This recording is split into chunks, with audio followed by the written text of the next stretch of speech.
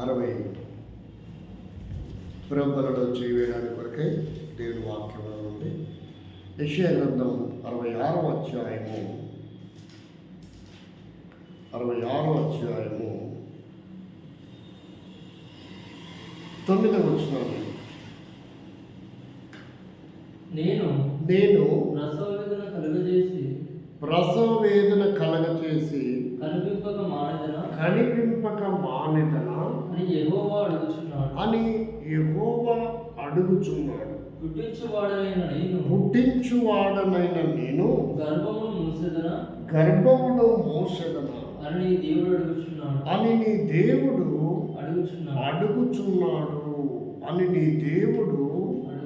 అడుగుచున్నాడు. ప్రేమగల తండ్రి, మాటలు మా వెనుకలో దీవెనకరంగా చేయమని యేసుక్రీస్తు నామములో ప్రార్థిస్తున్నాను తండ్రి. ఇక్కడ మనము అనుభవిస్తున్నటువంటి వ్యక్తిగతంగా, కుటుంబముగా, సంఘముగా 3 విషయాలు ఇక్కడ దాచారు. ఏంటిది? 1 వ్యక్తిగతంగా, 2 కుటుంబముగా, 3 సంఘముగా. 8వ వచనం చదవండి, అప్పుడు మనకు అర్థమవుతుంది. అట్టి వార్త ఎవరు వినియుండిరి? అట్టి సంగతులు ఎవరు చూచిరి? ఒక జనమును కనుటకు ఒకనాటి ప్రసవ వేదన చాలునా? ఒక నిమిషంలో ఒక జనము జన్మించున. సియోనునకు ప్రసవ వేదన కలగగానే ఆమె బిడ్డలను కనెను. అర్థమైందా? అంటే ఏముండాలంటే మనకు ఏముండాలా? వేదన ఉండాలి, రోదన ఉండాలి. వేదన లేకుండా రోదన రాదు. ఏముండాలంట? వేదన ఉండాలి. మన పరిస్థితులన్నీ బాగుపడాలా, మెరుగుపడాలా, వెళ్ళేటట్లు ఉండాలా. మనకు ఒక జీవితం, కుటుంబం అంటే ముందు మనకి ఏముండాలా? వేదన ఉండాలా. ఆ తర్వాత ఏమొస్తుంది? రోదన వస్తుంది. వేదన లేకుండా రోదన రాదు. దాని కొరకే వాక్యము యోహాను సువార్త 20వ అధ్యాయము 16వ వచనం ఒకసారి చదవండి. యోహాను సువార్త అన్నప్పుడు మీరు యోహాను సువార్త దగ్గర ఉండాలి.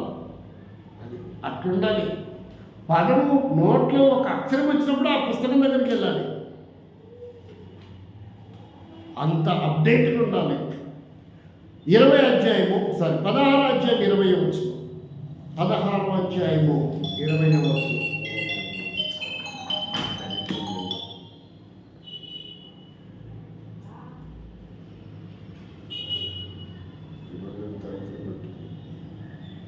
చదవండి. మీరు ఏడ్చి ప్రలాపింతురు గాని లోకము సంతోషించును. మీరు దుఃఖింతురు గాని మీ దుఃఖము సంతోషమగునని మీతో నిశ్చయముగా చెప్పుచున్నాను. ఏమంటున్నాడు? 21లో ఆన్సర్ రాయబడింది. ఎందుకలా జరుగుతుంది? గల కారణం ఏంటి?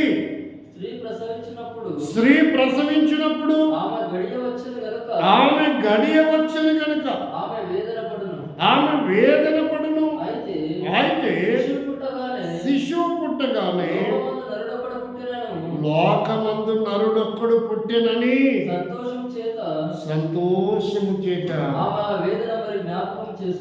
ఆమె అంటే ఇక్కడ సియోను. ఆమె అంటే ఎక్కడ? ఎవరు? సియోను ప్రసవ వేదన. వ్యక్తిగతంగా మనకు వేదన ఉండాలి, కుటుంబ పరంగా మనకు వేదన ఉండాలి, భౌతిక సంబంధమైన విషయాలను మనం సంపాదించడానికి కూడా వేదన ఉండాలి. వేదన లేకపోతే మనం సంపాదించుకోలేము. వేదన వేరు. చెప్పండి, రైమింగ్స్ చెప్పండి. ఆవేదన వేరు. రైమింగ్స్ అంటే అర్థమైంది. మరి అది వేదన వేరు, ఆవేదన వేరు. ఆవేదన పడితే అనర్థాలకు దారి తీస్తుంది, ప్రమాదాలు జరుగుతాయి. వేదన కనుక మన జీవితంలో ఉంటే రోదన పుట్టుతుంది. ఆ రోదన మనకు ఆశీర్వాదానికి కారణంగా మనం తీసుకొని వెళ్తుంది. అర్థమవుతుందా? ముందు మన కుటుంబ పరిస్థితులు, విపత్తులు మనం ఏవైతే ఎదుర్కొంటున్నామో మొదట మన హృదయంలో ఏం పుట్టాలా? వేదన పుట్టాలా. ఆ వేదనను బట్టి ప్రభు పాదాల దగ్గరికి మనం వెళ్ళాలా. అక్కడేం పుట్టాలా? రోదన పుట్టాలి. ఆ రోదన, ఆ కన్నీరు మనకు ఆశీర్వాదంగా మారుతుంది. అది మనకు ఏదైతే కొరత ఉందో ఆ కొరత తీర్చబడుతుంది. ఇప్పుడు సీఎం కొరత ఏంటి? వ్యక్తిగత కొరత ఏంటి? సైట్ల కొరత, మనీ కొరత కదా, ఇలాగా చెప్పుకోవచ్చు మనం. కుటుంబ సంబంధమైన అవసరతలు, వెండి తాకట్టు పెట్టామను, తాకట్టు అంటే ఇక్కడ ఏమంటారు, తాకట్టు పెట్టామను, బంగారు తాకట్టు పెట్టామను, లేదా బ్యాంకులో పెట్టి డబ్బు తెచ్చుకున్నామను, అది కట్టలేకపోతే వాడు ఆక్రమించుకుంటాడను, ఇలాంటివన్నీ ఉంటాయి కదా. గుంటూరులో ఒక అమ్మాయి నాకు ఈ మధ్య ఫోన్ చేస్తుంది. తను ఎవరో తెలియదు. కోయిలముడిలో యోహాను అని ఒక అతను ఉంటాడు. ఎవరుంటారు? యోహాను గారి తమ్ముని కుమార్తె మేఘన అనే అమ్మాయి, ఈ అమ్మాయి ఒకే కంపెనీలో ఉద్యోగం చేస్తున్నారు. మేఘనకు నా గురించి తెలుసు. అయితే మేఘన వల్ల కొలికు ఎవరైతే ఉన్నారో ఆమె సొంత ఇల్లు లేకపోవడం వల్ల ఒక ఇంట్లో అద్దెకున్నారు. ఒక ఇంట్లో అద్దెకున్నారు, కిరాయికున్నారు. ఆ అద్దెంట్లో సరైనటువంటి ఇల్లుకు లేకపోవడం వల్ల ఆ బంగారు వస్తువులు, ఆభరణాలన్నీ వాళ్ళ ఇంట్లో పెట్టుకుని సచ్చించేది భయపెట్టేది కదా. ఆ పనికి మళ్ళీ అమ్మాయి బుద్ధిహీనంగా ఆలోచించింది. ఇంటికల్లా ఓనర్ ఆంటీ దగ్గర పెట్టేదంట. ఏం చేసేది? ఓనర్ ఆంటీ దగ్గర పెట్టేది. ఎప్పుడు ఆడే ఉండేటివి. ఎప్పుడైనా ఫంక్షన్ల కార్యక్రమాలకు వెళ్ళాలనుకుంటే తీసుకొని వేసుకొని వెళ్ళేది, మళ్ళీ వచ్చి ఆమెకి ఇచ్చేది. ఇక అర్థమైపోయింది. ఇంటికి వెళ్ళాంటికి ప్లాన్ చేసింది. ఒకరోజు 2-3 నెలలు గ్యాప్ వచ్చింది. దేనికి? ఆ బంగారు ఆభరణాలు తీసుకోవడానికి. కొన్ని తర్వాత పోయి అడిగితే, అదేంటి నాకు ఎప్పుడు ఇచ్చావు అంటే, ఎప్పుడు నీ దగ్గర పెడితే నా దగ్గర పెట్టావు కాదనలేదు, నువ్వు మళ్ళీ తీసుకెళ్ళావుగా, తీసుకెళ్ళి దాదాపు 2-3 నెలలు అవుతుంది అన్నట్టు. అయిపోయింది. అర్థమవుతుందని చెప్పేది. ఏమైంది? ఇప్పుడు కబ్జా చేయబడ్డాయి, జప్తీ చేయబడ్డాయి. అక్కడ పెట్టినట్టుగా ఆధారాలు ఏమీ లేవు. ఎవరు చెప్పగలదు ఆధారం? ఎప్పుడు పెట్టామమ్మంటే పలానప్పుడు పెట్టినప్పుడల్లా ఇచ్చినా సార్, అడిగినప్పుడల్లా అడిగినప్పుడల్లా ఇచ్చిందా? ఇచ్చింది సార్. అయిపోయింది కదా. అడిగినప్పుడల్లా ఇచ్చిందా? ఇచ్చింది సార్.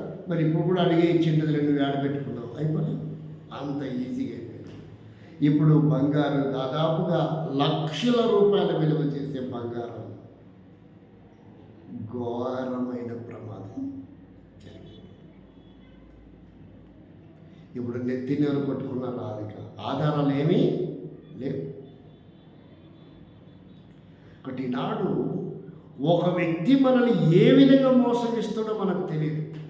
ముఖ్యంగా విలువైనటువంటి కాగితాలు, స్థలాలు, పొలాలు, బంగారం, డాక్యుమెంట్స్ విషయాల్లో బహు జాగ్రత్త ఉండాలి. వాహనాలు సైతం తరచుగా ఇప్పించుకుంటున్నాం అనుకో.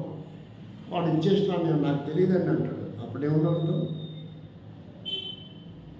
అర్థమవుతుంది.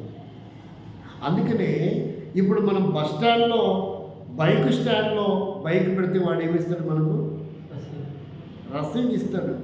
మనం ఎన్ని సంవత్సరాలకు పోయినా చెప్పండి, వాడికి కావాల్సింది దానికి కిరాయి కట్టి మన బైక్ మనం ఎంతైనా తెచ్చుకోవచ్చు. లాజిక్ ఉందా లేదా? అంటే ఒక అర్ధగంట, పావు గంట పెట్టేదానికే మనం ఏం తీసుకుంటున్నాం? రిసిప్ట్ తీసుకుంటాం, రసీదు. నా వాహనం ఇక్కడ పెట్టామని, ఇన్ని గంటలకి, ఇంత టయానికి, ఈ వారం, ఈ బండి నెంబరు, ఇలాగని. చూసారా? మరి లక్షల రూపాయల విలువ చేసే బంగారు విషయంలో ఆలోచన ఉండాలా వద్దా? ఎవడెప్పుడు మోసగిస్తాడో మనకు తెలియదు. వాడు బాగుంటాడు, మనం కొట్టుకొని వస్తుంటాం. ఇక్కడ కుటుంబం విచ్ఛిన్నమైపోతుంటుంది. నా బంగారు నాకు తెచ్చేది ఒకరంటే, ఆ త్యాగండి ఆడిపోతలేను ఒకరంటే, మీ అమ్మ నాన్న పెట్టింది ఉంటే వాడుకొని ఒకరంటే, నేను ఇప్పుడు ఫంక్షన్ పోవాలా చేసుకోలేను ఒకరంటే. ఎంత వేదన వస్తుందంటే దాని మూలంగా కుటుంబాలు విడిపోయే పరిస్థితి. ఏరా మీ అమ్మ నమ్మవా అని నానంటాడు. ఏమో నా వస్తువు నాకు కావాలని భార్య అంటది. మమ్మీ కాడికి వెళ్తే నిన్న వచ్చిన నీ భార్యనే నీకు ముఖ్యమా అని మమ్మీ అంటది. ఏమైపోలేడు ఇవాళ కొట్టుకుంటా తిట్టుకుంటూ సైలెంట్ ఉన్నా, ఏమీ చెప్పలేక, ఎవరికి చెప్పలేక. ఇప్పుడు ఏమన్నా రోసానికి వెళ్తే కోపపడి ఆవేశపడితే తెచ్చి మళ్ళా అంత రోసం కోపం ఉంటే నీకు అక్కడ అవకాశం లేదు. ఉంటే తెచ్చేయగలడు, ఇప్పుడు దాకా ఆగడు. ఇక అది సర్దుమనగలదు, అది రేగుతూ ఉంటుంది రోజు రోజు. ఈ సన్నివేశాలు వీధులు వాళ్ళందరూ తెలుసుకుంటూ ఉంటారు. తెలుసుకుంటుంటే వాళ్ళకి నీకు ఈ సంగతి తెలిసేటంట, నీకు ఈ సంగతి తెలిసేటంట. ఇలా ఏం పనం, ఇదేం ఆనందము ప్రచారం చేస్తూనే ఉంటాడు. కాబట్టి ఇక్కడ ఏమంటున్నాడు నీ వేదన అది ఎలా మారాలా? రోదనగా మారాలా. అప్పుడే నువ్వు దాన్ని పొందగలవు. ఒక జనమును కనడం ఒక నిమిషంలో జరగదు, ఒక రోజులో జరగదు. అందుకే ఏం చెప్పాడంటే 8వ వచనంలో, ఒక జనమును కనుటకు ఒకనాటి ప్రసవ వేదన చాలున, ఒక నిమిషంలో ఒక జనమును జన్మించిన సియోను నీవు ప్రసవ వేదన కలిగిన ఆమె బిడ్డలను కనెను. కాబట్టి ఆ వేదన లేకపోతే, ఆవేదన అనుకోపోకండి, ప్రసవ వేదన లేకుండా సంఘములోనికి ఆత్మను చేర్చబడవు. ఈ వేదన లేకుండా నీకు ఆర్థికమైనటువంటి అవసరతలు తీరవు. అవి ప్రభు దగ్గర గడపవలసిన విషయాలు. కన్నీరు గార్చాలా, అంగలార్చాలా. ప్రభువా, ఎక్కడికి వెళ్ళగలను, నువ్వు తప్ప నాకెవరు, నా పరిస్థితి చూడు, నా బాధ చూడు, నా కష్టం చూడు, నా కుటుంబ సమస్యలు చూడు. ఎంతకాలం నాకు విముఖుడమై ఉంటావు, ఎంతకాలం దూరమై ఉంటావు. ఆయన అంటాడు, నువ్వు దూరమైనంత కాలం నేను దూరం అవుతాను. ఏమంటాడు? Simple logic. ఆయన ఏమంటాడు? నువ్వు దూరమైనంత కాలం, అందుకే నేను జాగ్రత్త పడతాను. ఎక్కడ ఆ మాట అంటాడేమో, ఎక్కడ చదువులు ఆగిపోతాయేమో, ఎక్కడ కుటుంబం ఇబ్బందులు పడతానేమో. మీకు తెలుసా ఈ నెలలో నేను పొందిన ఆవేదన ఎంత భయంకరమైనదో. నేను 10 గంటలకు వెళ్ళాలి మీటింగ్, నాకు 11:30కి. వాళ్ళు ఏమన్నారంటే 11:30కు నీకు వాక్యానికి టైం ఇస్తామండి, 11:30 లోపల నువ్వు ఉండాలి అన్నారు. ఏమన్నారు? 11:30కి నువ్వు ఈడు ఉండాలి అన్నావు. నా ప్రయాణం అర్ధగంట. నా ప్రయాణం ఎంత అక్కడికి పోవడానికి? అర్ధగంట. మరి నేను ఎప్పుడు పోవాలి? 11కి పోయినా 11:30కి చేరుకుంటాను. బట్ నేను 4 గంటలకు లేచి వెళ్ళినా. ఎన్ని గంటలకు పోయినా మీటింగ్కి? ఎందుకు వెళ్ళాను తెలుసా? ఇంటి అద్దె కట్టాలి, కిరాయి. ఇంటి అద్దె అడుగుతారేమో, అడిగితే నేను లేవండి రేపిస్తా, ఎల్లుండి ఇస్తా, మధ్యాహ్నం ఇస్తా, సాయంత్రం ఇస్తా అని అబద్ధం చెప్పాల్సి వస్తుంది మన భయముతో 4 గంటలకు లేచి. కొంతమందికి సిగ్గు శరం ఏమీ ఉండదు, తీసుకొని కనపడదు, పట్టించుకోరు. వాళ్ళని ఎలా మనుషులను నా స్థితి అయితే ఇది. అంత భయం ఉంటుంది నాకు. అద్దె అడుగుతారేమో, ఏమైనా చెప్పి అబద్ధం చెప్పాలేమో. నేను వెళ్ళిపోతే సరిపోతుందిగా. ఎంత గుండె పిండేస్తుందో తెలుసా నాకు. ఎక్కడ అడుగుతారో భయం. లింగాల వాళ్ళు ఎప్పుడు నాకు ఫోన్ చేసి అర్థయ్యండి సార్ అని అడగల ఈరోజు.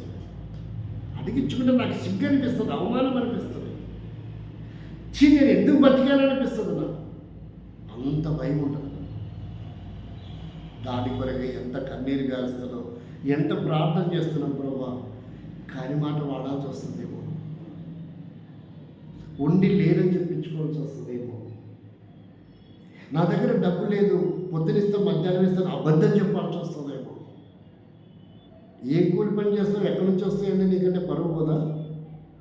ఏ పని చేయకుండా ఉండి డబ్బులు ఎట్లిస్తామండి సాయంకాలం లోపలంటే పరువు పోదా? భయం భయం గుండె పిండినట్టు అవుతుంటుంది నాకు వాళ్ళ ముఖం చూస్తే. అందుకే 11 గంటలకు బయలుదేరవలసిన వాడిని 4 గంటలకి లేసి అంత సిగ్గు అనిపిస్తుంటుంది నాకు. కాబట్టి ఇక్కడ మనం అర్థం చేసుకుని ఏంటంటే, అదే దేవుని దగ్గరికి వెళితే, అదే దేవుని దగ్గరికి వెళితే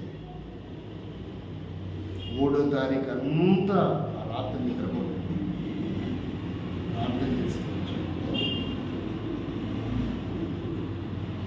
4వ తారీఖు దేవుడు అనుకోవచ్చు. ఆ అమౌంట్ చెల్లించడానికి ఒక గొప్ప అవకాశం కలిగింది. ఇలా ముందు వేదన చెందుతాను, ఆ తర్వాత రోదన ద్వారా నా అవసరత తీర్చుకుంటాను. ఇదే మాట దయచేసి భక్సింగ్ గారు ఒక రోజు అడిగారంట. అయ్యా, ఇంత కష్టకాలము, కరువు కాలము కదా, 1000 మందికి ఈ కాన్వకేషన్స్ ఎలా పెడుతున్నావు? ఈ 1000 మందికి 3 పూటల భోజనం ఎలా పెడుతున్నావు? ఎక్కడి నుంచి వస్తుంది?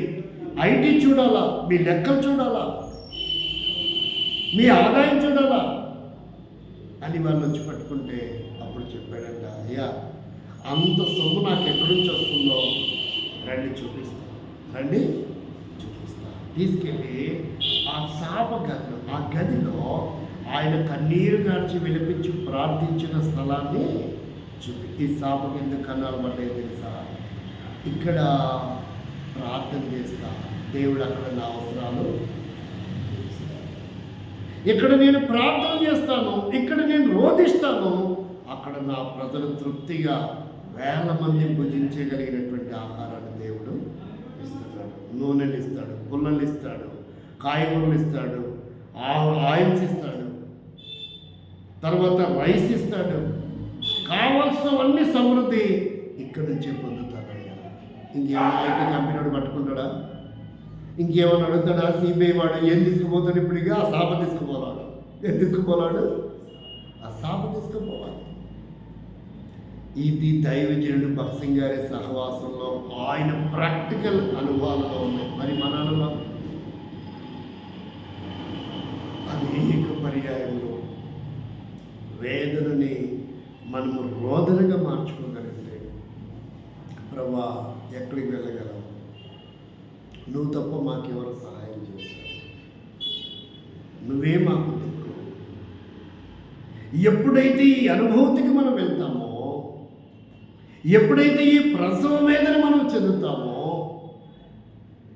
అప్పుడు దేవుడు ఆ వేదనలో నుండి మనకు కావాల్సినవన్నీ ధారాళంగా అనుగ్రహిస్తాడు. చూడండి ఏం చెప్పాడు. ఎఫెసు పత్రిక 3:20 అడుగు వాటికంటే, ఊహించు వాటికంటే ఏం చేస్తాడంట? అడుగు వాటికంటే, ఊహించు వాటికంటే అత్యధికముగా శక్తి గల దేవునికి క్రీస్తు యేసు మూలముగా సర్వమును సంఘములో అంటే ఇక్కడ ఏమంటే అధికముగా, అడుగు వాటికంటే, ఊహించు వాటికంటే అది మొదలుపెట్టి ఏం చెబుతారు? ఎక్కడి నుంచి మొదలు పెట్టాలా? అడగమంటే ఎక్కడి నుంచి రావాలా? ముందు వేదన రావాలా? అడగడం అంటే ఎలా అడగాల? అడగడం అంటే ఎక్కడ స్టార్ట్ అవ్వాలా? వేదన స్టార్ట్ అవ్వాలా? వేదన ఎలా మారాలా? రోదనగా మారాలా. అప్పుడు అడగాలంట. అప్పుడు అడిగితే మనం అడిగిన దానికంటే, ఊహించిన దానికంటే అత్యధికముగా ఏం చేస్తుంది ఆయన? మరి మీరు పలకరా? ఎన్నిసార్లు చెప్తుంటే కూడా అడుగు వాటికంటే, ఊహించు వాటికంటే అత్యధికముగా అవన్నీ పొందాలంటే ముందు మన జీవితంలో ఏముండాలా? వేదన స్టార్ట్ అవ్వాలా. అది రోదనగా మనం మార్చుకొని ప్రార్థించాలి. అప్పుడు మనకు దాన్ని అడిగే దానికంటే ఎక్కువగా అదనంగా దేవుడు అనుగ్రహిస్తాడు. ఇప్పుడు చూద్దాం, ఒక్కొక్కటిగా మనం చూద్దాం. దాదాపుగా 7-8 విషయాలు, చాలా విషయాలు ఉన్నాయి. ఒక 29 ఉంటాయి. ఈరోజు ఒక 7 ఇప్పుడు చెప్పినంత ఉపద్ఘాతం. మీరు త్వరగా చదివితే 10 నిమిషాలు అయిపోతుంది, లేట్ చేస్తే గంట కూడా పట్టవచ్చు. చూడండి, మొదటిది ఏంటో చూద్దాం. 10వ వచనం, 66 యెషయా గ్రంథం 10వ వచనం. యెరూషలేమును ప్రేమించు వారులారా, మీరందరూ ఏం చేయాలంట? ఆమెతో, ఇక్కడ మనం చదువుదాం, సియోనును ప్రేమించు వారులారా మీరందరూ సియోనుతో సంతోషించుడి, ఆనందించుడి. మొదటిది ఏంటంట? అంటే ఏమి లేకపోయినా ఎలా సంతోషిస్తాం? ఏమి లేకపోయినా ఎలా సంతోషిస్తాం? హబక్కూకు గ్రంథం. ఎందుకు సంతోషించాలంట? గల కారణాలేంటి? ఏ విషయాలు సంతోషించాలా? హబక్కూకు గ్రంథం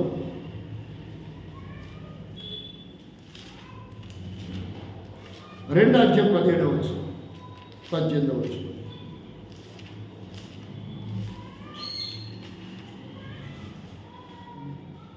ఎందుకు సంతోషించాలా? ఎందుకు ఆనందించాలా? 2:17.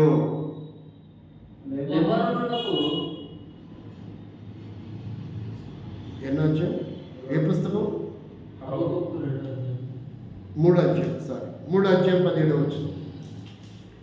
అంజూరపు చెట్లు పూయకుండినను, ద్రాక్ష చెట్లు ఫలింపకపోయినను, ఒలివ చెట్లు కాపు లేకయుండినను, చేనులో పైరు పంటకు రాకపోయినను, గొర్రెల దొడ్డిలో లేకపోయినను, సాలుల పశువులు లేకపోయినను. ఎందుకని ఇది ఎలా సాధ్యమవుతుంది? ఇది నేను ఆనందించేది. సియోనులో 100 మంది కూర్చోవాల్సిన అవసరం లేదు. ఏమని? దాని టైం వచ్చినప్పుడు కూర్చుంటారు. 100,000 మంది రానవసరం లేదు, కానుకలు రానవసరం లేదు, ఆఫరింగ్ బాక్స్ అవసరం లేదు. బట్ అయినా సరే మనం ఏం చేయాలా? ఆనందించాలా. సైట్ లేకపోయినా ఆనందించాలా, జోబులో రూపాయి బిల్ల లేకపోయినా ఆనందించాలా, ఒంట్లో ఆరోగ్యం లేకపోయినా ఆనందించాలా, అనుకునే జరగకపోయినా ఆనందించాలా, నిందల అవమానాలు ఉన్నా ఆనందించాలా, మంచినీళ్ళు తాగే పరిస్థితి ఉన్నా ఆనందించాలా. ప్రభువును బట్టి ఇది నా ప్రాక్టికల్ లైఫ్. నా 7వ సంవత్సరం 10వ సంవత్సరం నుంచి ఇది నా జీవితం. ఈరోజు వరకు నేను అదే అనిపిస్తున్నా. అవి నాకు అట్లాంటి పెద్ద కష్టాలు అనిపించడం లేదు. ఎందుకంటే చిన్నప్పటి నుంచి నాకు అనుభూతి వచ్చింది. ఎలాంటి పరిస్థితి అయినా నో ప్రాబ్లం. దేవుడు తగిన కాలంలో దీన్ని అనుమతిస్తే ఇలాగే ఉంటాను, చచ్చిపోతే ఇలాగే చనిపోతాను. నాకు అవమానం కాదు, దేవుడికి అవమానం. నేను ఎవరు పని చేస్తున్నా? దేవుడి పని చేస్తున్నా. కాబట్టి అవమానం ఎవరికి వస్తుంది? చూసుకోవాల్సిన బాధ్యత ఆయనే. అందువల్ల నువ్వు నా పని చేయి, నేను నీ పని చేస్తా. నువ్వు నా అవసరం తీర్చు, నేను నీ అవసరం. ఇది నా కాన్సెప్ట్. ప్రభా, నేను నీ అవసరం తీర్చడానికి, నీ పిల్లల అవసరం తీర్చడానికి నేను వెళ్తాను. నా అవసరాలు కూడా చాలా ఉన్నాయి. వీలైతే అటు సంగతిలో చూసుకుంటాను అంతే. అందుకంటున్నాడు, మొదటిది ఏంటి? సంతోషించుము ఆమెతో, ఆమెను బట్టి సంతోషించు. ఏమి లేకపోయినా నువ్వేం చేయి? సంతోషించు. రెండోది ఏం చెప్పాడు? ఆనందించు. రెండోది ఏంటి? యెహోవా యందు ఆనందించాలి. రెండవది పరిస్థితులు ఎలా ఉన్నా ఇక్కడ చెప్పాడు 18వ వచనంలో, ఆనందించుడి. నా రక్షణకర్త అయిన నా దేవుని యందు సంతోషము, ఆనందము.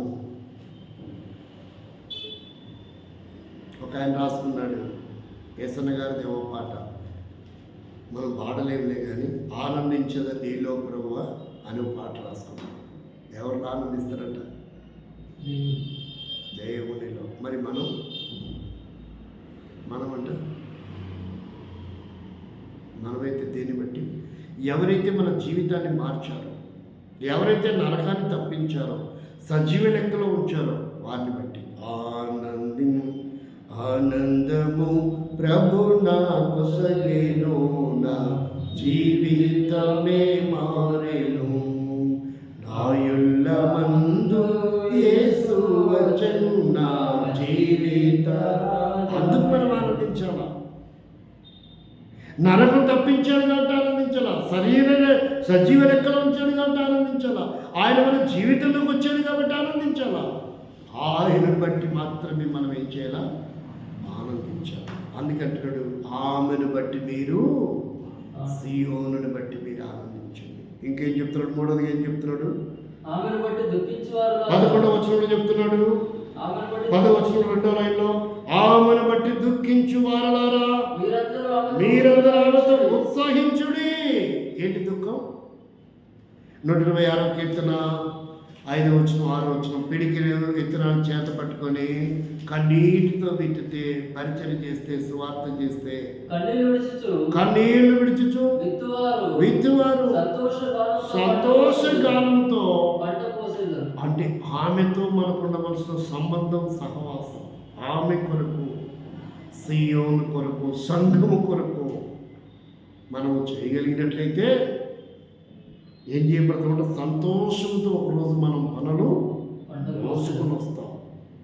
అందుకనే దుఃఖించు వారులారా మీరందరూ సీయోనును బట్టి ఉత్సాహించుడి. ఇది 2వది. 3వది ఏం చెప్పాడు? 11వ వచనం, ఆదరణకరమైన ఆమె స్థలములను మీరు విడిచి తృప్తి పొందుదురు. 3వది ఏంటి? ఆమె స్తన్యము. స్తన్యం అంటే అర్థం ఏంటి? ఆమె దగ్గర పాలున్నాయి. ఏమున్నాయి ఆమె దగ్గర? సీఎంలు ఏమున్నాయి? పాలున్నాయి. ఏంటా పాలు? 1 పేతురు పత్రిక 1వ అధ్యాయము 2వ వచనం, 3వ వచనం. 1వ అధ్యాయం 3వ వచనం. 1 పేతురు పత్రిక 2వ అధ్యాయము 3వ వచనం. ఏంటా పాలు? ఆమె దగ్గర ఉన్న పాలేంటి? కొత్తగా జన్మించిన శిశువును పోలిన వారై నిర్మలమైన వాక్యమును పాలను. కాబట్టి ఆమె దగ్గర ఏమున్నాయంట? స్తన్యం ఉంది, పాలిస్తుంది ఆమె. అలాంటి పాలకు ఎంతకాలం దూరం అవుతూ వచ్చాం. ఆ పాలని త్రాగకుండా, రక్షణలో ఆత్మీయంగా కట్టబడకుండా, ఎదగకుండా ఎంత నష్టపోతూ వచ్చాం. ఎందుకు మనల్ని అలా దూరపరుస్తున్నాయి? పరిస్థితులకు ఎందుకు లోబడిపోతున్నాం? పరిస్థితులు ఎప్పుడు ఉంటాయి, కానీ వాక్యం అనే పాలు ఎప్పుడు దొరకవు. ఈరోజు మిస్ అయిందంటే రేపు ఆ పాలు ఉండవు. ఈ సమయం పోయిందంటే మళ్ళా రేపు ఆ సమయం రాదు. ఏదైనా పోగొట్టుకోవచ్చు, కానీ లోకంలో ఏం పోగొట్టుకోకూడదు. ఆమె దగ్గర నుంచి వచ్చే పాలు ఏదైతే వాక్యం ఉందో ఆ వాక్యాన్ని పోగొట్టుకోకూడదు. ఈరోజు చూస్తారా, ఎన్నో సంఘాలలో వాక్యం లేదు. ఏదో వచ్చి కూర్చొని లేదో కాలపక్షేపాలు చేసుకొని మంత్రాలు, గింత్రాలు, జపాలు, సొల్లు కబుర్లు మాట్లాడుకొని, కవితలు చెప్పుకొని సంతోషించి లేసిపోతున్నారే తప్ప ఏం లేకుండా పోతుంది. వాక్యము కరువవుతుంది. అందుకే అంటున్నాడు, ఆమె దగ్గర ఏముంది? స్తన్యం ఉంది. దాన్ని మీరు ఏం చేయాలా? కుడిస్తే అంటే త్రాగితే ఏమవుతారు? తృప్తి. ఈనాడు నీ జీవితంలో తృప్తి ఉందా? ఎన్నో అసంతృప్తులు వెంటాడుతూ ఉన్నాయి. తృప్తి లేదు. తృప్తి ఎక్కడ దొరుకుతుందంటే దేవుని వాక్యం ద్వారా. ఎన్నైనా కొరతలను, ఎన్ని సమస్యలున్నది, మనసుకు నెమ్మది, తృప్తి దేవుని సన్నిధిలో ఉంది. దుఃఖము, వేదన పోయే పరిస్థితి ఆ క్షణము అమ్మయ్య ప్రశాంతంగా ఉందిరా, మళ్ళీ బయటికి పోతే మళ్ళీ వినాల్సి వస్తుందేమో. మరి దేవుని సన్నిధి కొరకు ఎప్పుడైనా కేటాయించుకున్నామా? ఒక రోజంతా ఈరోజు నేను మందిరంలోనే పడి ఉంటా ప్రభా, ఎవరు వచ్చినా రాకపోయినా వాక్య ధ్యానం ఎక్కండి. ఫోన్ ఫోన్ కట్టేసి పెడతాను, ఏ ఫోన్ లిఫ్ట్ చేయను, ఎవడెవరితోనే గడిపాను, ఈ రోజంతా నీతో గడుపుతా. అలాంటి ఒడంబడికి ఏమైనా ఉందా? బయట పోతే ఎంత టెన్షన్, కలవరం, భయం, ఆందోళన. ఒకటి ప్రభుత్వం గడిపాను, ప్రభుత్వం గడిపాను. అది మన జీవితం చాలా ప్రాముఖ్యమైనది. ఒక పగలంతా గడిపాము, ఒక రాత్రి గడపలేకపోయినా ఇబ్బంది పడుతుంది. ఒక పగలంతా గడిపాము, ఒక పగల్లో సగం పగలు గడిపాము 6 గంటలు, దాంట్లో 4 భాగాలు చేస్తే 3 గంటలనే గడిపావా ఏకాంతంగా. ఒక ఆయన పాడుకున్నాడు, ఏకాంత స్థలము కోరుమా ప్రభుని ప్రార్థింప, ఏకాంత స్థలము చేరుమా. ఎవ్వరు లేనప్పుడు మన హృదయంతరంగం లోతుల్లో నుండి మన సమస్యలన్నీ ప్రభుతో చెప్పుకోగలిగామా? ఆయన మెల్లనైన స్వరాన్ని మనం వినగలిగామా? అందువల్లనే మనకి ఈ శ్రమలు, ఈ ఇబ్బందులు, ఈ కష్టాలు, ఈ బాధలు, ఈ కొరతలు, ఈ అవసరాలు. అందుకే మనం ఆత్మీయంగా కట్టుబడలేకపోతున్నాం. మనసుకు నెమ్మది లేదు, టెన్షన్, భయంతో వాళ్ళ దగ్గర పోదాం, వీళ్ళ దగ్గర పోదాం, అట్టు పోదాం, ఇట్టు పోదాం, అంచేద్దాం, ఇచ్చేద్దాం. దేవుని సన్నిధికి దూరం అవడానికి బలమైన కారణాలు ఇవి. అందుకంటున్నాడు, నీకు తృప్తి ఉంది. ఏముందంట? తృప్తి. ఆమె దగ్గర స్తన్యంకుడు, ఆమెను రొమ్మును విడిచిపెట్టకు. ఆ రొమ్ము దగ్గరే పడాడు. సీయోను స్తన్యము దగ్గర నీకు సంబంధం ఉందా? ఈ మధ్యాహ్నం దేవుడు మనతో మాట్లాడుతున్నమాట. తృప్తి పొందాలంటే నీకు ఎక్కడ తృప్తి జరగదు, ఇక్కడ తప్ప. ప్రవహిస్తున్నటువంటి మాట, ప్రవహిస్తున్న వాక్యం, ప్రవహిస్తున్న అభయం, ప్రవహిస్తున్న ఆధారం. ఇది 3వది. 4వది చూడండి, 11వ వచనంలో 2వ భాగం. ఆమె మహిమాతిశయము అనుభవించుచు ఆనందించదువు. ఆమె దగ్గర ఏముంది? మహిమ ఉంది, మహిమ ఉంది. యోహాను సువార్త 17వ అధ్యాయము 21-22 వచనాలు చూస్తే ఆ మహిమ నీదవుతుంది. ప్రభుతో నువ్వు గడిపితే, ఆమె దగ్గర నువ్వు గడిపితే ఆ మహిమ నువ్వు పొందుతావు. 17వ అధ్యాయము ఇంతెందుకు వ్యాపించింది? ముందు చెప్పినప్పుడు అర్థం కావట్లేదా? 17వ అధ్యాయము, తండ్రి నీవు నాకు అనుగ్రహించిన మహిమను, తండ్రి నా యందు నీవును నీ యందు నేనును ఉండలాగున వారును మన యందు ఏకమై ఉండవలెనని వారి కొరకు మాత్రము 22 చదవయ్యా. నీవు నాకు అనుగ్రహించిన మహిమను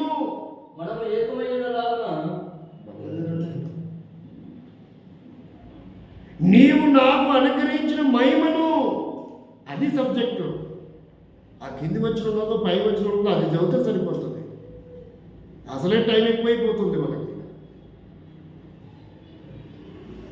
నీవు నాకు అనుగ్రహించిన మహిమను నేను వారికి ఇచ్చి తిని. ఏమంటున్నాడు? నీవు నాకు అనుగ్రహించిన మహిమను నేను వారికి ఇచ్చి తిని. పాస్ట్ టెన్స్, అది జరిగిపోయింది. ఆ మహిమ పొందాలంటే ఏం చేయాలంట? ఆమె దగ్గర గడపాలా. ఏం చేయాలంట? ఆమె మహిమాతిశయము అనుభవించినట్లు. ఎలా వీలవుతుంది? ఆమెతో గడిపితే కదా, ఆమెతో సహవాసం చేస్తే కదా, ఆ స్పర్శ నీకుంటే కదా, ఆ కమ్యూనికేషన్ నీకుంటే కదా, అవినావ సంబంధం నీకుంటే కదా, ఆ రిలేషన్ నీకుంటే కదా. అందుకే మహిమ పోగొట్టుకుంటున్నాం. దేవుడు మహిమతో నింపాలనుకుంటున్నాడు, మహిమను పోగొట్టుకునే వారంగా. ఇది 8వది. 4వది. 5వదిగా చూడండి, 12వ వచనం. యెహోవా ఇలా సెలవిస్తున్నాడు, ఆలకించుడి. ఈరోజు ఏం పోగొట్టుకుంటున్నాం? నెమ్మది లేదు, పీస్ లేదు, ఇంట్లో ఒంట్లో కలవరం. ఏదో మనుషులు కనపడుతున్నాం, మనుషులు మాట్లాడుకుంటున్నాం, హృదయంలో లేని ఆనందం, హృదయంలో లేని సంతోషం పెదవుల మీద కనిపించిన ఉన్నట్టుగా కనపడుతున్నాం, పీస్ లేదు. అందుకంటున్నాడు, ఆలకించుడి నది వలె సమాధానం నేను మీ యొద్దకే చేస్తాను. ఎంతకాలం అసమాధానంతో కేకలేస్తూ గొడవలాడుతూ నెమ్మది లేక బీపీ పెంచుకొని కలవరపడి ఎందుకయ్యా అలాంటి జీవితాలు మనకు? ఎందుకమ్మా అలాంటి జీవితాలు మనకు? ప్రభు ఉండగా, సియోను ఉండగా ఎక్కడెక్కడో ఎందుకు గడుపుతున్నాం? ఇవన్నీ కూడా బయట నువ్వు పొందగలవా? బయట నువ్వు ఇవి అనుభవించగలవా? ఇవి సియోను మాత్రమే, ప్రభు మాత్రమే చేయగలడు నీ జీవితంలో. ఎక్కడైతే గొడవ ఉందో, ఎక్కడైతే అసమాధానం ఉందో దాన్ని సమాధానకరంగా మార్చగల దేవుడు. వేగంగా, శరవేగంగా, ప్రవాహం వచ్చినట్లుగా రెప్పపాటున దాన్ని సమాధానకరంగా మార్చాలనుకుంటున్నాడు. ఇలాగే ఉండాలి, అవన్నీ అవసరం లేదనుకుంటే నీ ఇష్టం. ఇది 5వది, నీ జీవితంలో సమాధానం కొరత ఎంతకాలం అయింది? ఉదయం అవుతుంది, రాత్రి అవుతుంది, బట్ ఏ సమయమైనా సమాధానం పొంది అమ్మయ్య ఇప్పుడు సమాధానంగా ప్రశాంతంగా ఉంది అని చెప్పగలమా? ప్రభుతో సాధ్యం. ఇది 5వది. చూడండి కింద ఏం చెప్పాడో, మీరు జనముల ఐశ్వర్యం అనుభవించున్నట్లు అది మీ దగ్గరికి పరిగెత్తుకుంటా పొర్లుకుంటూ రాబోతుంది. దాని కొరకు అది ఎక్కడ దొరుకుతుంది, ఇది ఎక్కడ దొరుకుతుంది మీరు వెళ్ళటం కాదు. ఎవడిస్తాడు, ఎంత ఇస్తాడు మీరు వెళ్ళటం కాదు. అదే నీ దగ్గరకు వచ్చేటట్టు నువ్వు ప్లాన్ చేసుకోవాలి. అదే నేను వెతుక్కుంటూ రావాలి. దైవజనుడు భగత్ సింగ్ గారి దగ్గర ఎత్తుకుంటూ వచ్చాను. ఆయన ఎప్పుడు వెతుక్కుంటా ఈ అనుభవంలోనికి మనం రావాలి. రోజు రోజుకి రూపాంతరం యొక్క అనుభవం, ప్రత్యక్షతలోనికి మనం ఎదగాలి. కాబట్టి ఐశ్వర్యము అదే నీ దగ్గరికి, అదే నీ దగ్గరికి రావాలి. అదే నీ దగ్గరికి రావాలి తప్ప దాని కొరకు నువ్వు ప్రాపులు ఆడకూడదు, టైం కేటాయించకూడదు, ఎక్కడికెక్కడికో వెళ్ళకూడదు. అదే నీ దగ్గరికి. ఇప్పుడు ఎక్కడెక్కడికో డబ్బు పోతుందా లేదా? ఎవరి దగ్గరికి? లింగోడు సాయి దగ్గర పోతుంది కదా. పక్షులు ఆయన దగ్గర ఉన్నాయి. ఎవడెవడి దగ్గర నువ్వు జేబులన్నీ చికెన్ మటన్ తినాలనుకున్నాడు, యాడికి పోవాలా? ఆయన దగ్గరికి అది పోతుంది. ఇంటింటికి తిరిగి అరే నా దగ్గర నాటుకోడి ఉందిరా, కేజీ ఉంటుంది, అర కేజీ ఉంటుంది, తీసుకో డబ్బులు అంటున్నాడా? లేదు కదా. నీ దగ్గర కోడిని తెచ్చారా, నాకు డబ్బులు అంటున్నాడా? లేదు. ఆయన దగ్గరికే పోతున్నాయి. ఎక్కడెక్కడ ఉన్నట్టు ఎత్తి పెట్టుకున్నట్టు, దాచిపెట్టుకున్నట్టు, పోపు డబ్బాల్లో చిల్లర డబ్బాలు పెట్టుకుని, ఛాయ్ తాగడం అనుకుని, ప్లాస్టిక్ చేద్దాం అనుకుని అన్నీ పోగేసుకొని 300, 500 తీసుకెళ్ళాయి. అమ్మాయి నీకు దండ పెడతా ఇవి ఉంచు, రేపు ఎల్లుండి ఇస్తాను, 600 రూపాయలు ఇచ్చే అనట్లేదా? అది మన దగ్గరికి పరిగెత్తుకుంటే రావాలి తప్ప మనం దాని వైపు పరిగెత్తుకుంటా. ఇది వాక్యం చెప్తున్నాడు దేవుడు. ఏం చెప్తున్నాడు? నేను సొంతంగా చెప్తున్నానా? నీ దగ్గరికి అది వడ్డీ మీద పొరలిపాలి. అది ఎవరిదండి డబ్బు? ఎవరిదంటది? జనములది, వేరే వారిది. అది నీది కాదు. బట్ కానీ నీ దగ్గర దాన్ని దేవుడు తీసుకొని వస్తాడు. నీ దగ్గర దాన్ని తీసుకొని వస్తాడు. ఇది 6వది. ఇంకా చూస్తారా? దేవుని వాక్యం చూస్తే 60వ అధ్యాయం యెషయా గ్రంథం, 60వ అధ్యాయం యెషయా గ్రంథం ఇంకా ఏం చెప్తున్నాడు చూడండి. 6వ వచనం చూడండి. ఇంకేం చెప్తున్నాడు చూడండి. 61:6 మీరు యెహోవాను యాజకులను పడదురు, వారు మా దేవుని పరిచారకులమని మనుషులు మిమ్మల్ని గురించి చెప్పుదురు. జనముల ఐశ్వర్యము మీరు అనుభవించురు, వారి ప్రభావము పొంది. కాబట్టి జనముల ఐశ్వర్యాన్ని మీరు ఏం చేస్తారు? పొందుతారు. 65లో కూడా చదవండి. ఏమంటాడు? నీవు చూచి ప్రకాశింతువు. నీ గుండె కొట్టుకొనుచు ఉప్పొంగును, సముద్ర వ్యాపారము నీ వైపు త్రిప్పబడును, జనముల ఐశ్వర్యము నీ యుద్ధకు వచ్చును. అంటే నీ బిజినెస్ దానికోసం నువ్వు పరుగు తీయటం కాదంట, దాన్నే నీ వైపు తిప్పుతాడు. ఇక్కడ వ్యాపారం అని రాయబడింది. ఏమని రాయబడింది? ఏమని రాయబడింది? వ్యాపారం అని రాయబడింది. లోక సంబంధమైన వ్యాపారములు, నీ బిజినెస్లో ఏదైతే అది పెద్దదో చిన్నదో అనవసరం. ఇప్పుడు ప్రపంచ దేశములలో 825 కోట్ల మందికి ఒక్కొక్కడికి పంచిన 11,000 రూపాయల చిల్లర పంచిన ఎలన్ మస్క్ దగ్గర ఇంకా డబ్బు ఉంటుందంట. ఎంతుంది? 825 కోట్ల మంది ప్రపంచంలో ఉన్న ప్రతి వ్యక్తికి ఒక్కొక్కరికి 11,000 చిల్లర పంచినా ఇంకా ఎలన్ మస్క్ దగ్గర డబ్బు నిలవ ఉంటుందంట. అర్థమవుతుందా? ఎంతటి కుబేరుడు నీకు లేదా? ఈ స్థాయిలో నేనున్నాను ప్రభు. అది ఏం చేయాలంట? ప్రభుత్వ సీఎలతో సంబంధాలు ఉండాలి. అదే నీ దగ్గరికి వస్తుంది. నువ్వు దాని దగ్గరికి వెళ్ళాల్సిన అవసరం లేదు.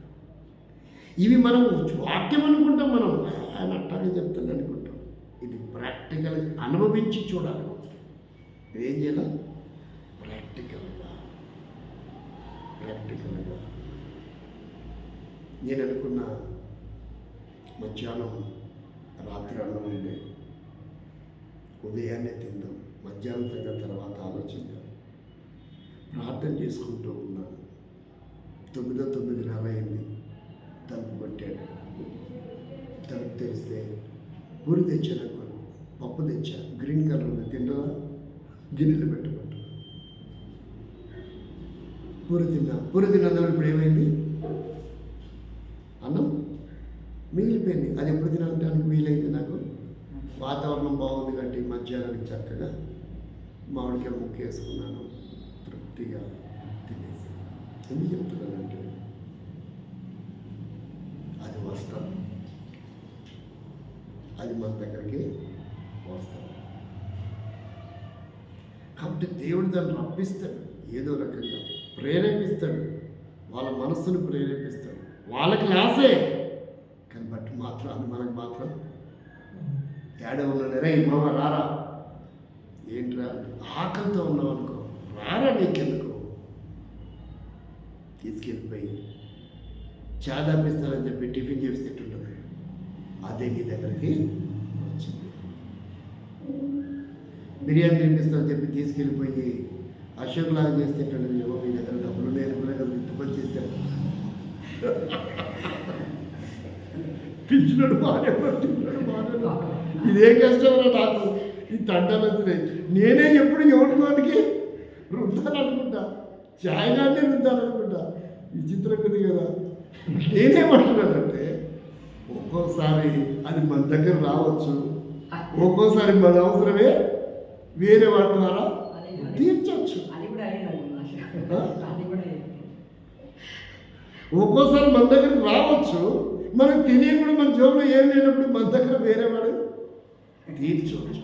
ఒకసారి భక్సింగ్ గారి జీవితంలో బాగా ఆకలితున్నాడంట. ఆ హోటల్కి వెళ్ళిపోయి తినేపని చెప్పాడంట. ఏమని చెప్పాడు? హోటల్కి వెళ్ళిపోయి తినేపని చెప్తే తిన్నాడు. ఈయన ఫుల్గా ఇంకా ఆకలి తనివి తీర తిన్నాడు. తినమన్నావుగా, నువ్వు తినమన్నావుగా, నేను తింటా, ఇంకేమన్నా చేసుకో. అదే మనమైతే మన డబ్బులు లేవు, వాడు పప్పు రూపమంటాడా, పాత్రలు క్లీన్ చేయమంటాడా, ఈ బండ దూడమంటాడా, టేబుల్ దూడమంటాడా, ఆ ఫీలింగ్స్ ఉంటాయి ఎవడో మనకైతే.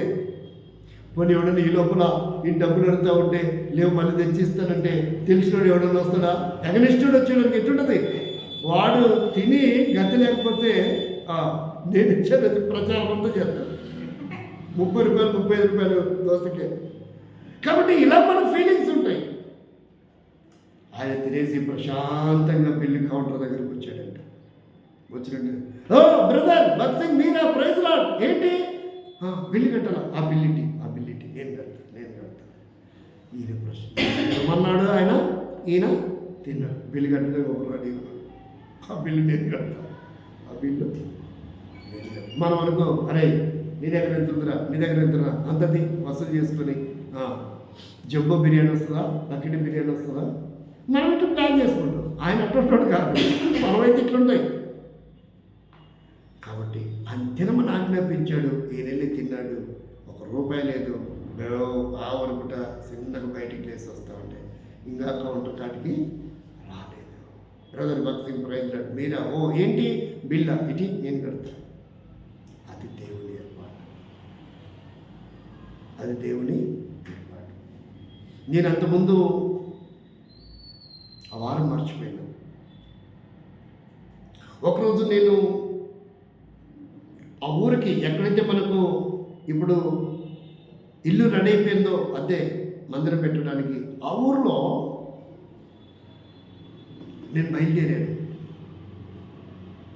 బండికి పెట్రోల్, బండి వేసుకొని తిరుగుతున్నప్పుడు బండి పెట్రోల్ ఖచ్చితంగా 15-20 కిలోమీటర్ల లేపి ఆగిపోయింది. బండి పెట్రోల్ ఎంత అయిపోయింది? మాప్నార్ వైపు వెళ్తున్నాను నేను. బండి పెట్రోల్ 15-20 కిలోమీటర్లకి ఆగిపోయింది. ఇప్పుడు ఏం చేయాలో నాకు అర్థం కాల. నేనైతే ఆ మీటింగ్ అక్కడికి చేరుకోవాలి. ఇక బండి స్టాండ్ చేశాను, ఊపి కొట్టాను, ఏం లేదు. 2 సార్లు ఊపి కొట్టినా ఇంకేముంటుంది, ఒక 3-4 కిలోమీటర్లు అంటే ఒక 20 కిలోమీటర్ల దాకా, అంటే 15 నుంచి ఒక 5 కిలోమీటర్ల దాకా వచ్చి ఉండొచ్చు. ఆగిపోయింది. ఇక స్టార్ట్ చేస్తాను. ఇంకేమైనా ఊపి కొట్టడానికి అవకాశం ఉందా? లేదు, ఇక అయిపోయింది. డ్రాప్ కూడా అయిపోయింది. ఇక నేను ప్రార్థన చేసుకుంటున్నాను. ఒక ఆయన వచ్చాడు, నమస్తే సార్ అన్నారు. ఏమన్నాడు? నమస్తే సార్ అన్నారు. నమస్తే అన్నారు. పెట్రోల్ అయిపోయింది అంటే అవును అనుకుంటున్నాను. సరే నేను కాలేస్తలే. ఏమన్నాడు? కాలేసిన ఏం లేదు, తలకాయ వేసిన ఏం లేదు. ఇక్కడ కాలు వేస్తానంటే ఎక్కడ దాకా? ముందు పెట్రోల్ బంక్ దాకా కాలు వేస్తాను, మంచిది బాగానే ఉంది. తర్వాత ఏం చేయాలి? కాలు వేస్తాను అన్నాడు. కాలేసిన తర్వాత పెట్రోల్ బంక్ కాడికి కాలేసాడు. లోపల దాకా వస్తాను, నేనున్న ఇటువైపు నుంచి బంక్ ఎత్తాను, పోతాను కదా, ఇక లోపలికి వస్తాను. ఆయన పంపించి బండి ఆడబెట్టి తాళం వేసుకొని ఏదైనా ప్రార్థన చేసుకుందాం నా ఆలోచన. లోపలికి వస్తాను. ఆయనకు అర్థమైపోయింది. లోపలికి వస్తానంటే వద్దంటే నేను ఆలోచించాడేమో, ఎక్కడ దాకా పోవాలి సార్, మామనార్ దాకా పోవాలి, అటు ఇటు ఓ 15-20 కిలోమీటర్లు అటు ఇటు అట్లా. ఆయన ప్లాన్ చేసుకున్నాడు, గూగుల్లో సెర్చ్ చేసినాడు ఎన్ని కిలోమీటర్లు. సార్ 7 లీటర్లు పెట్రోల్ కొట్టండి అంటే 7 లీటర్లు పెట్రోల్ కొట్టండి. కొట్టించిన తర్వాత సార్ ధైర్యంగా వెళ్ళండి, నా కోసం ప్రార్థన చేయండి. నేను పని కోసం వెళ్తున్నా, మీరు ధైర్యంగా వెళ్ళండి, నా కోసం అయితే ప్రార్థన. వాటి దేవుడు ఏర్పాటు చేశాడు. వాడే పలకరించి, వాడే కాలేసి, వాడే పెట్రోల్ బంక్ దాన్ని తీసుకొచ్చి పెట్రోల్ కొట్టిస్తే నేను ప్రశాంతంగా వెళ్ళి ఆ పరిచర్య చూసుకున్నాను. తర్వాత వాళ్ళు ఏదో గిఫ్ట్ ఇస్తే అది ముగించుకొని మరలా తిరిగిట్టు. ఎందుకు చెప్తున్నానంటే నీ అవసరానికి దేవుడు నీ దగ్గరికే పంపిస్తాడు. మనం ఏం చేస్తే వేదనతో రోదనతో మనం ప్రార్థిస్తే మన అవసరానికి దేవుడు ఎవరినో ప్రేరేపిస్తాడు, ఎవరి ద్వారానో మన అవసరం తీరుస్తాడు. కలవరపడి కలత చెందాల్సిన అవసరం లేదు. జనముల ఐశ్వర్యం ఎవరిదంటది? అది నీది కాదు, నాది కాదు. దేవుని ద్వారా మన దగ్గరికి అది రాబోతుంది, దేవుడు తీసుకొస్తాడు. జనముల ఐశ్వర్యము. చూడండి, మళ్ళా చదువు, ఆ మాట చదవండి. 60వ అధ్యాయం 6వ వచనం ఆ భాగం చదవండి. ఏమని చెప్తున్నావు చూడండి. ఇదేనవుతుంది 6వది, చివరికి నేను చెప్పి ముగిస్తాను. ఏమని చెప్తున్నాడు? జనముల ఐశ్వర్యమును మీరు అనుభవింతురు, వారి ప్రభావమును పొంది అతిశయింతురు. అంటే నేను కాదు, అప్పుడు కాళ్ళ దగ్గర వేసుకుంటూ ప్రభా ఎంత గొప్పదైనా ఈ పరిస్థితిలో ఉండిపోయిన నా జీవితం క్షేమంగా తీసుకొచ్చావా, అది మన అతిశయం. ఏంటి మన అతిశయం? నా అవసరం తీర్చావా? ఆ వ్యక్తిని నువ్వు వాడుకున్నావా? నీకు స్తోత్రం ప్రభా. మన ప్రతి అవసరం దేవుడు చూస్తున్నాడు. ప్రతి విషయం దేవుడు చూస్తున్నాడు. కాబట్టి మనం అర్థం చేసుకోవాలి, మనం గ్రహించాలి. నీ విషయం నా విషయం మాట్లాడుతున్నమాట చాలా విషయాలు ఉన్నాయి. నేను చివరిది చెప్పి ముగిస్తాను. చాలా విషయాలు ఉన్నాయి, చివరిది చెప్పి ముగిస్తాను. మనం చిత్తమైతే ఎప్పుడైనా చూద్దాం. 60 అధ్యాయము 22వ వచనం. వారిలో ఒంటరైన వాడు 1000 మందగును, ఎన్నిక లేనివాడు బలమైన జనమగును. యెహోవానగు నేను తగిన కాలమున. కాబట్టి దేవుడు చెప్తున్నాడు, ఎన్నిక లేనివాడు ఒంటరివాడు 1000 మందగును, ఎన్నిక లేనివాడు బలమైన జనమగును. యెహోవానగు నేనే. తగిన కాలం రాబోతుంది. ఆ రోజు వరకు మనం వేచి ఉండాలి. ఆప్షన్ వరకు ఎదురు చూడాలా. తొందరపాటు పడకూడదు. ప్రభుకు అవకాశం ఇచ్చి మనం ఎదురు చూడాలా. ప్రభువా, ఇది నా పరిస్థితి, నువ్వు ఇవ్వకపోతే నాకు సైట్ లేదు, నువ్వు ఇవ్వకపోతే నాకు ఏమంటారు వాటి లాగిన్స్ లేవు, నువ్వు ఇవ్వకపోతే నాకు అవకాశం లేదు, నువ్వు ఇవ్వకపోతే మా సంఘానికి ఆత్మ లేవు, నువ్వు ఇవ్వకపోతే మా కుటుంబంలో ఆర్థిక స్థితిగతులు లేవు, నువ్వు ఇవ్వకపోతే మాకు భోజనం లేదు, నువ్వు ఇవ్వకపోతే మాకు సమాధానం లేదు. నువ్వు ఇవ్వాలి ప్రభా, అది నీ ద్వారానే సాధ్యం. ఏం చేయగలను?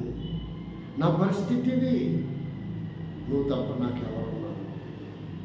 ఇలా మనం సంపూర్ణంగా దేవుని మీద ఆధారపడితే ఒక కార్యం చేస్తాడంట. ఏం చేస్తాడు ఆయన? ఒక కార్యం తగిన కాలం. యెషయా గ్రంథం 43:13 చెప్తాడు, తగిన కాలము ఈ దినము మొదలుకొని నేనే ఆయనను నా చేతిలో నుండి విడిపించగలవాడేవాడు, నేను కార్యము చేయగా. త్రిప్పాలని ఎంతో మంది ప్రయత్నాలు చేసిన దుష్ట శక్తులు, భావనవతు, చేతపడులు, దురాత్మ శక్తులు ఎన్ని కార్యక్రమాలు చేసినా వాళ్ళు అనుకుంటారు నేను అది చేశా, ఇది చేశాను. ఆ కుటుంబం నెమ్మది లేకుండా చేశారు. సాతాను అనుకున్నాడా లేదా యోబు విషయంలో? కానీ వాడు చేయబట్టే 200 ఆశీర్వాదం వచ్చింది యోగుకి. ఏమైంది? 200 ఆశీర్వాదం. కొడుకులు పోయారు అనుకున్నారు, మళ్ళీ కొడుకులు పుట్టారు. కూతురు పోయారు, మళ్ళీ కూతురు పుట్టారు. పెండ పోగొట్టాను నేను తలుచుకుంటే ఏమైనా చేయగలను అనుకుంటే మళ్ళా దేవుడు ఇస్తాడు. వీళ్ళు పోగొడుతూనే ఉండొచ్చు కాక చేయి పెట్టి అది పెట్టి ఇది పెట్టి అట్ట చేసి ఇట్ట చేసి మళ్ళీ దేవుడు ఇవ్వాలనుకుంటే నీకే ఇంత పవర్ ఉంటుంది, దేవుడికి ఎంత పవర్ ఉంటుంది. అట్లా మా ధైర్యపడకూడదు. ప్రభు ఏం చూడాలి? ప్రభు మనుషులు ఏం చేసినా నాకు అనవసరం.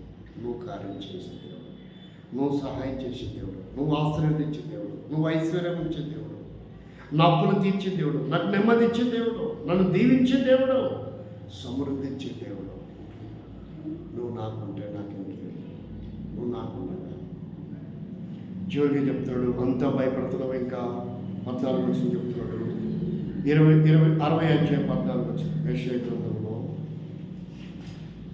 నిన్ను బాధించిన వారి సంతానం వారు నీ యొద్దకు వచ్చి సాగిలపడతారు, నిన్ను తృప్తిపరిచిన వారు వచ్చి నీ పాదముల మీద పడేది, నిన్ను తృణీకరించిన వారు వచ్చి ఏం చేస్తారు? దేవుడు చేయబోతున్నాడు. నిన్ను బాధించిన వారు వచ్చి ఏంటి? సాగిలపడబోతున్నారు. దేవుడు నిన్ను నీ స్థితి ఉన్నతమైన స్థితిలో ఉంచబోతున్నాడు. ఆధారపడాల్సిన అవసరం లేదు, కలత చెందాల్సిన అవసరం లేదు, కలవరపడాల్సిన అవసరం లేదు. ఇది 7వది ఏంటంటే దేవుడు నీ జీవితంలో ఉన్నతమైన స్థితి ఉంచబోతున్నాడు. ఎవరైతే అలాంటి వాళ్ళు ఉన్నారో వాళ్ళు నీ పాదాల దగ్గరకు రాబోతున్నారు. బాధించిన వారు. కాబట్టి ఇవన్నీ దేవుడు చేస్తాడు. నిన్ను తృణీకరించిన వారు ఏం చేయబడతారంట? ఏం చేయబడతారు? పాదం మీద పడతారు. ఇప్పుడు దేవుడు అంటాడు, ఆదికాండము 12:3 నిన్ను శపించిన వారిని నేను శపించదను, నిన్ను తృణీకరించిన వారిని నేను తృణీకరిస్తా, నిన్ను ఆశీర్వదించిన వారిని నేను కూడా ఆశీర్వదిస్తా. కాబట్టి నీకు ఎవరి ద్వారా అయితే నష్టం కలుగుతుందో వాళ్ళు దేవుని ద్వారా నష్టాన్ని పొందుతారు. నీ మీద మనసు పడి ప్రేమ చూపి నిన్ను ఆశీర్వదిస్తారో, నువ్వు మేలు కోరుకుంటారో వాళ్ళని కూడా దేవుడు ఏం చేస్తారంట? ఆశీర్వదిస్తారు. ఈ మాటలు దేవుడు మన వెనుకల్లో దేవునికరంగా ఆశీర్వాదకరంగా చేయను కాక ఒక తీర్మానం చేసుకున్నాం. ప్రభా, అనేక పర్యాయాలలో నీతో గడపలేకపోయాను, నువ్వు ఏమేమి ఇస్తున్నావో తెలుసుకోలేకపోయాను. లోక పరిస్థితుల వైపు చూశాను, వ్యక్తుల వైపు చూశాను. నీ దగ్గర తృప్తి ఉంది, నువ్వు స్తన్యమిస్తావు, నువ్వు సంతోషింపచేస్తావు, ఆనందింపచేస్తావు. తెలియకపోయింది ప్రభా, మానవర్గపాటులో తొందరపాటులో పొరపాటు చేశాను, ఎంతో నష్టపోయాను.